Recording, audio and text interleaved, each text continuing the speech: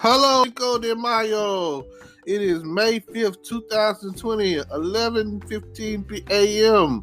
And it's Cinco de Mayo, and it's also Taco Tuesday. It is one of those days of the week that it's a holiday, and it's hitting on the right day, a Taco Tuesday. Oh man, you definitely got to go out there and find out who has the best taco. May it be a taco truck on the border, somebody like Taco Bell, somebody likes Taco Cabana, somebody might like, I don't know, Taco Tico, I don't know, Fuzzy Tacos. What else we got going on out there?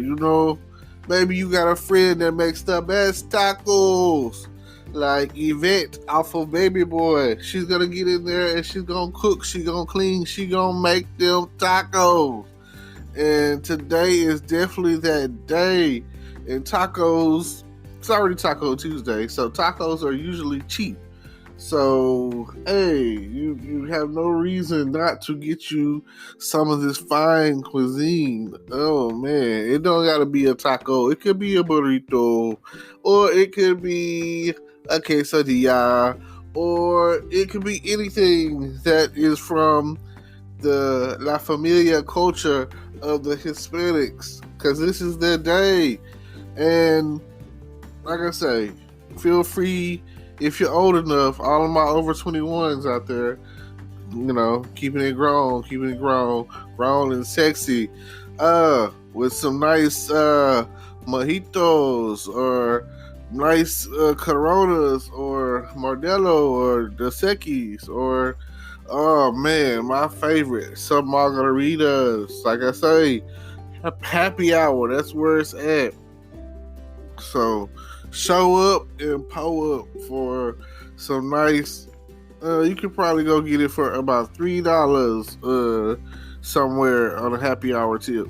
So tonight is the night. We need everyone to jump on it when it comes down to Taco Tuesdays and Cinco de Mayo.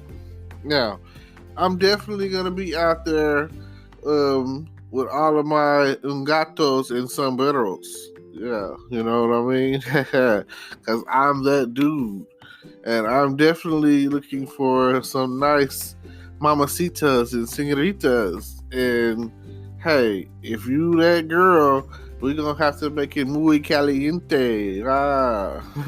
You feel me? Hey, ain't that right, amigos? Already, let me know what's going down today. Shout out to all of my Mexican brothers. Let me know. After a long day of work, it's time to chill.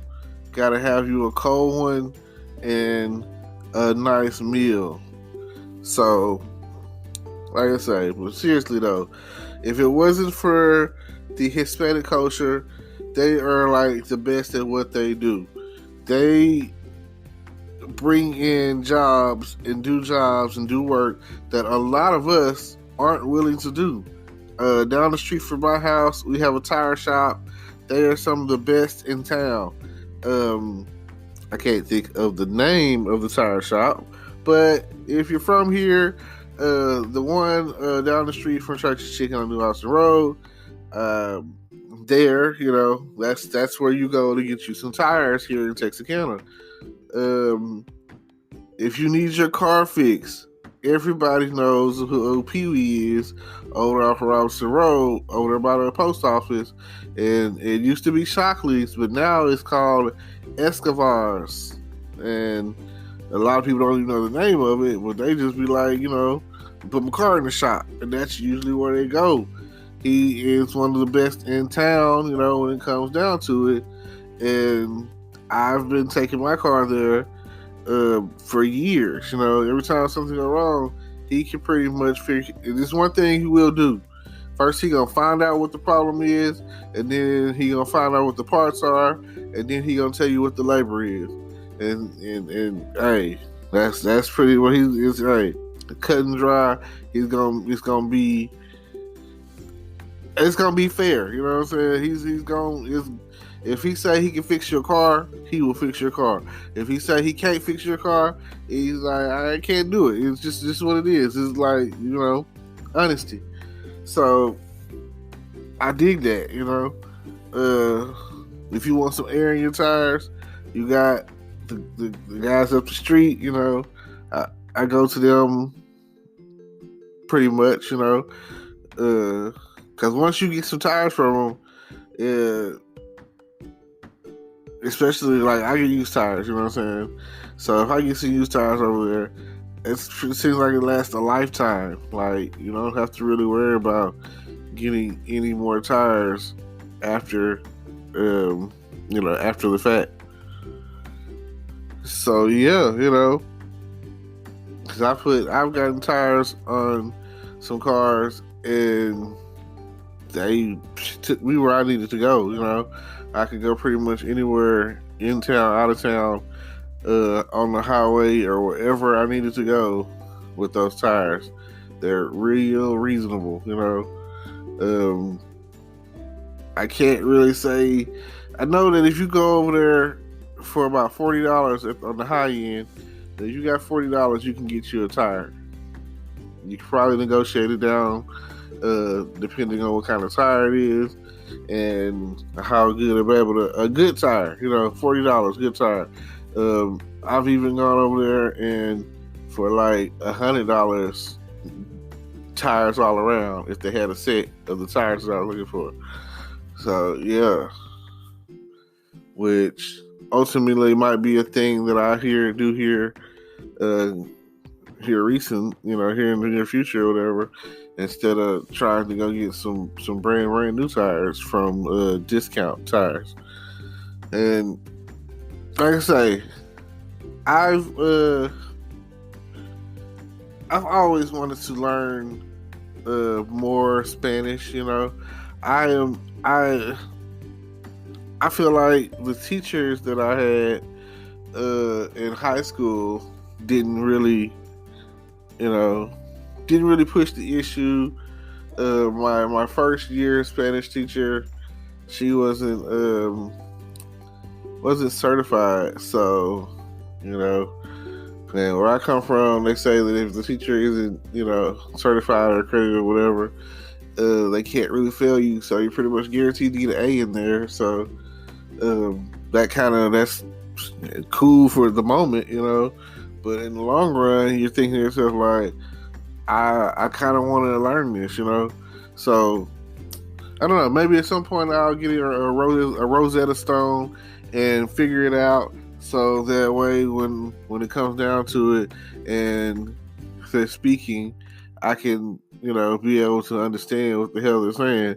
I feel that way about a lot of cultures. Maybe Mexican or Spanish speaking, or even the French, Japanese, Chinese, some of the main Korean or whatever, Russian, some of the main languages or whatever, Italian,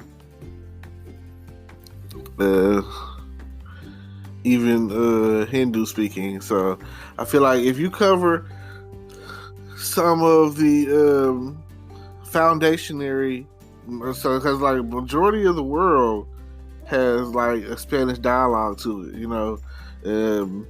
like the southern hemisphere more or less is like you got Mexico, got Colombian, and although they're different, Spanish is, because I want to be like Spanish is Spanish, because if they say they're from Honduras or Colombia, or these are all different cultures. You know what I'm saying? Like, it's just like if I said that I was from Vietnam, they're speaking Vietnamese. If I said I was from Korea, I'm speaking Korean. But if I said China, Japanese, you saying?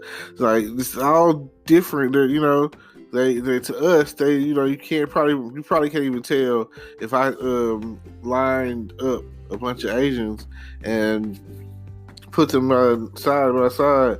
You probably couldn't tell that they're You know, you can't tell. You know, sometimes you can't tell them apart. You know, you have to have been around the culture long enough, and that's just what it is. You know.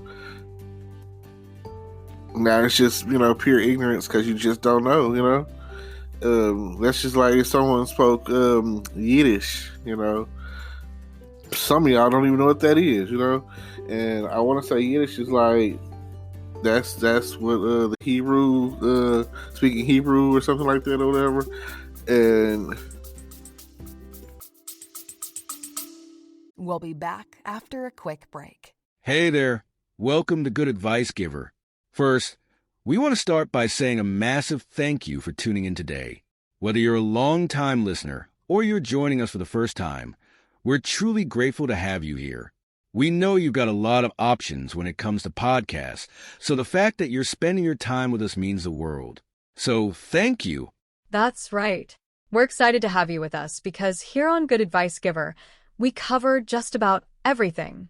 Whether you're interested in sports, relationships, sex, money, finances, business, digital marketing, music, education, movies, comedy, or something else entirely, we've got it all. No topic is off limits here, and we dive deep into real, meaningful conversations that matter. We've also got a mix of male and female hosts, so you're always getting a well-rounded perspective on every topic we cover, from business strategies to personal development, from car shopping to digital products like affiliate marketing. We bring a little bit of everything to the table. Our goal is to offer advice, insights, and some laughs along the way to make sure you feel welcome and engaged, no matter what brought you here. And it doesn't stop there. We're not just about giving great advice, we're about action. On this podcast, we even sell products and services we believe in, from affiliate marketing opportunities to cars and more. So whether you're looking to boost your business or find practical ways to improve your everyday life, you're in the right place. As always, we want you to stay connected with us. Be sure to download this episode so you can listen anytime, anywhere, whether you're commuting, working out, or just relaxing. And while you're at it, follow us on social media. We're on Instagram, Facebook, Twitter, you name it. That's the best way to stay in the loop for upcoming episodes, behind-the-scenes content, and even giveaways. And don't forget to subscribe to our YouTube channel. We're posting extra content there, including video podcasts and deep dive discussions you won't want to miss.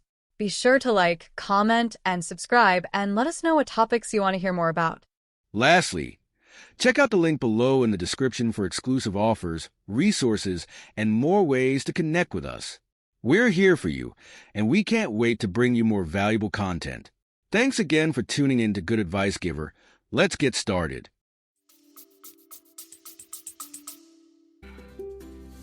No, Yiddish. I think that's like the who is that, Romanians or something like that. And I come across a guy one time and he was like, "I'm a gypsy, yada yada yada." I was like, well, "Okay, what does that mean?" You know what I'm saying? Like, what are you? Like, somebody tell me they're a gypsy, and I was like, the guy was like, "I'm a gypsy." I was like, "Well, like, what race are you?" That you say you're a gypsy, you know what I'm saying? I could be a gypsy if I was outcast or not or misunderstood, or lived in the outskirts, or like nomadic or whatever the case is. Got your stick to your own culture. So I was like, what that mean? He said he's Romanian or whatever, and I think Romanian, I think it was like he was explaining to me that they spoke Yiddish or whatever, and I was like, oh, okay, I got you. And that's a lot of times, like you'll see it at the let's say they have something going on at the United Nations, and they have like the sign language or whatever, and they'll have like all the different translators or whatever. And you would think that if you were part of the United Nations or whatever, and it's not like you're meeting all the time, that y'all, man, one of y'all's objectives would to be to learn, culture. You know what I'm saying? If you were an ambassador to the whole nation, the whole world, that you're part of the UN, that you would like one throughout the year, like one few weeks or whatever, or whatever the case is, y'all are all learning Spanish, and then all y'all learning English, and then all y'all are learning African, and then all y'all are like we'd all be on the same page in the same book or whatever. If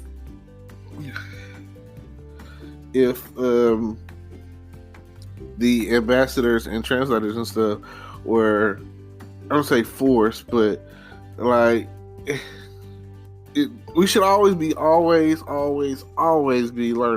Like the times where we're doing nothing, and I like myself, you know what I'm saying? But I'm not on that level. I'm not trying to be part of the UN or certain level, whatever. I'm in a comfort zone, and I'm not trying to really make some sort of drastic major change.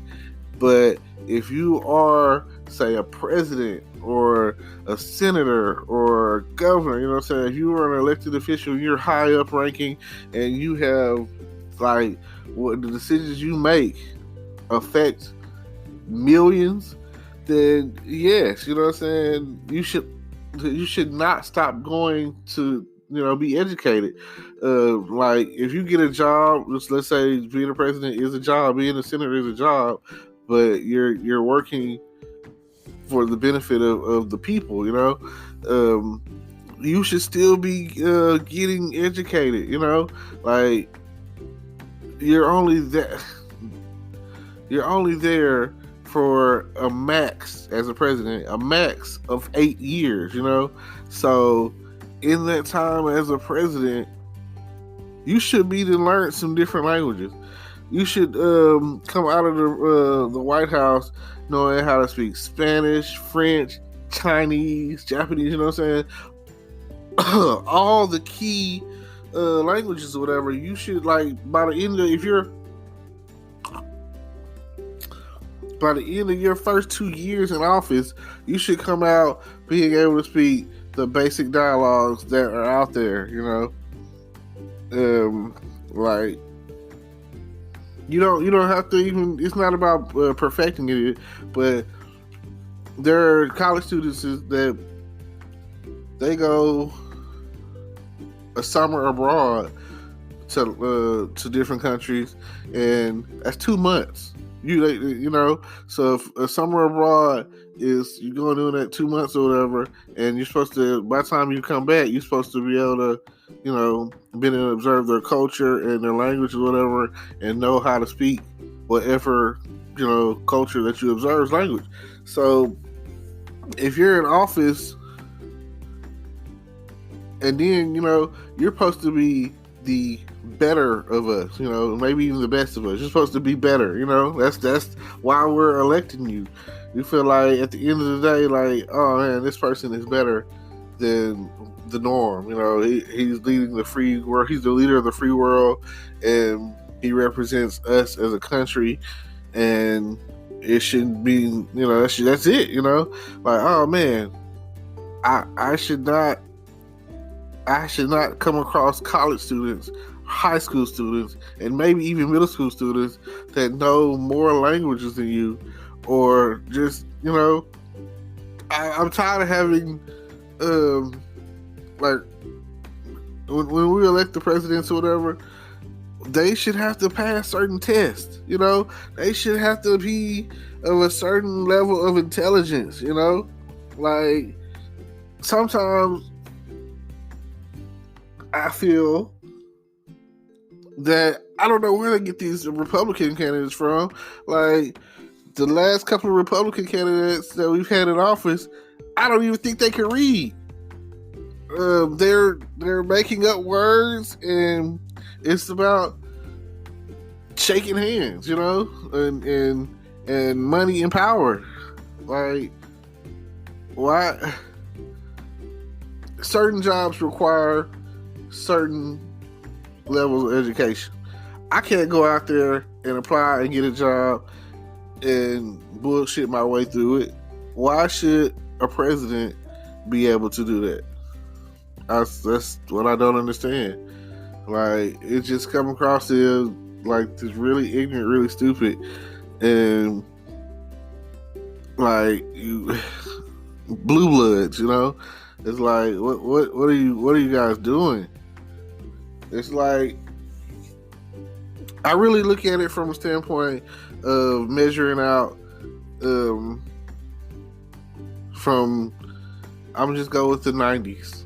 You know, a lot of people, if you weren't born in the 90s, you are probably not old enough to vote yet. So I'm gonna just start with those who are old enough to vote or who have already voted. You know, a couple of times.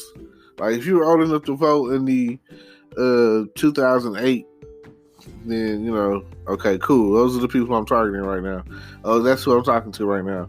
Because some of y'all don't understand politics, or you know, just too young to really get what's at stake. So I'm gonna say this: when Clinton was in office, he had a great plan. He was smart and all that. He was very charismatic, and everybody liked him, even when he was doing what he was doing or getting what he was got. Which still has nothing to do with his intellectual status and states. And then you get old George in there, and a lot of times nowhere to be found, always lost on the ranch in Texas somewhere, which is hard to say because I'm a Texan, so it kind of makes us all look bad. Then, you know, it's just his react time was horrible, you know, like, well, what should we do 5 days later? Well, let's take him some water, you know? There was so much drama that happened during the 2000 all the way to 2007, 8, whatever, 9, or whatever, however you want to look at it, because I guess the official official presidency doesn't really start until like January 21st. So it would have been January. Yeah, it had been January 21st, 2001, all the way to January 21st, 2009, when they passed the torch. So, you know, the 8 years that he was in office, so many bad things happened. Like, oh my God, you know, it was just horrible. It was, you know, yeah, recessions and bailouts, and, you know, and then, you know, the Democrats get in there, Obama, and we have to clean it all up. Like, where is this coming from? You know, like, what college you went to? Harvard. Oh, okay. And then we had Bush there. What college you went to? Yeah, I don't know if anyone knows. It doesn't really matter, even if you do know. You know what I'm saying? I'm not here to do any research or whatever. It's just the principle, you know. So yeah, I just don't get it. And so much of 2009 till 2017, like, just look at how things were, how good things were during the time frame he was in office. I mean, so much better. Immediately once he was elected, gas prices dropped, and it's just so much better. I don't know. People were getting jobs now, which is a big thing. Like, people, like, they always speak on pulling yourself up with your bootstraps or whatever. Well, the issue with that is some people don't even have boots. You know, so that would be great if that philosophy still worked. Because once you get to a perpetuating standard of my family's rich, Everybody gets boots. You come in the family, you're like, hey, you come out of the womb with a silver spoon, and you pretty much have everything because they've got already figured out. They know that with this amount of money, I can help you grow to this, and then I can show you how to invest in the stock, and I can show you how to buy real estate, Meanwhile, to pull yourself up from the bootstraps, still generations later, still trying to some people are still trying to get their boots to pull themselves up from the bootstraps or whatever. Because I'm not saying it's a generational curse thing, because you still got people out there who still aren't, and still don't have people that have graduated from college, or they're the first ones, or first one to go to college. Like, that's still a thing.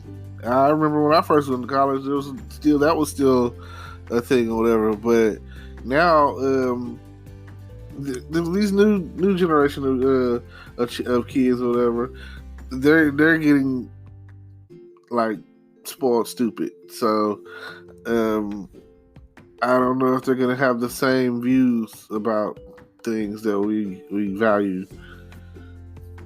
Well, I've been going on long enough about that, which started becoming more political than anything. But it is still Cinco de Mayo. It is still Taco Tuesday, and it is still plenty of time to get out there and get you something to represent for the culture. Shout out to all my senoritas and mamacitas, and like I say, feel free to get out there and get you a nice strong margarita. Go along with your Mexican cuisine. And like I say, Cinco de Mayo, Taco Tuesday. And we're out. Today is your lucky day. Today is the day that our $3 website works for you, paying you directly to your PayPal daily. Imagine $3 ongoing continuous payments to your PayPal account. Imagine falling asleep and waking up to $300 in your PayPal account. How would this make you feel? How could this help you? What bills could you pay?